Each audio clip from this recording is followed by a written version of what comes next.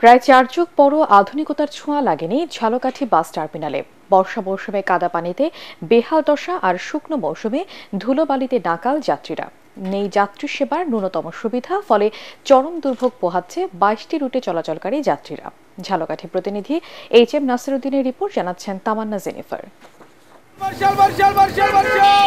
১৯৮৮ সালে ঝালকাঠি পৌরসভার ভেতরে স্থাপন করা হয় জেলা বাস টার্মিনালটি। যুগের পর যুগ পেরিয়ে গেলেও আধুনিকতার ছোঁয়া লাগেনি এই টার্মিনালে। যাত্রীদের জন্য নেই বিশ্রামাগার ও টয়লেটের ব্যবস্থা। রোদে পুড়ে ও বৃষ্টিতে ভিজে গন্তব্যে যাওয়ার জন্য অপেক্ষা করতে হয় যাত্রীদের। দীর্ঘদিন ধরে সংস্কার না হওয়ায় ধুলাবালিতে একাকার বাস স্ট্যান্ড এলাকা।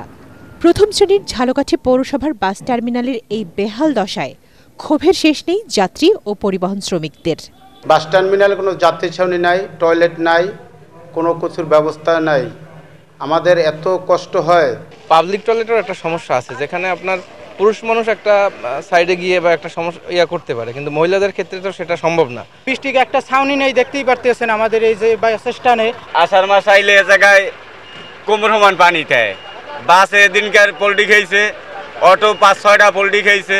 প্রায় ৪ যুগ সময় ধরে একই চিত্র এখানে, অথচ দক্ষিণ পশ্চিমাঞ্চল এবং ঢাকার সঙ্গে ২২টি রুটে প্রতিদিন শত শত বাস ও হাজার হাজার যাত্রী আসা যাওয়া করছে এ টার্মিনালে। সমস্যার কথা স্বীকার করে পৌরসভার প্রশাসক জানান, একটি আধুনিক বাস টার্মিনাল ও মার্কেট নির্মাণের জন্য প্রকল্প প্রস্তাবনা পাঠানো হয়েছে। আধুনিক বাস স্ট্যান্ড কাম মার্কেট নির্মাণের একটা প্রস্তাবনা আমরা দিয়েছি। আমরা আশা করছি ওখানে জমি নিয়ে কোনো সমস্যা নেই, অচিরেই আমরা এই কাজটা শেষ করতে পারবো। দেশের বিভিন্ন জেলায় আধুনিক বাস টার্মিনাল নির্মাণ হলেও পিছিয়ে আছে ঝালকাঠি। যাত্রীদের ভোগান্তির কথা চিন্তা করে কর্তৃপক্ষ একটি আধুনিক বাস টার্মিনাল নির্মাণে দ্রুত পদক্ষেপ নেবেন, এমনটাই প্রত্যাশা স্থানীয়দের। Bureau report, ATN Bangla.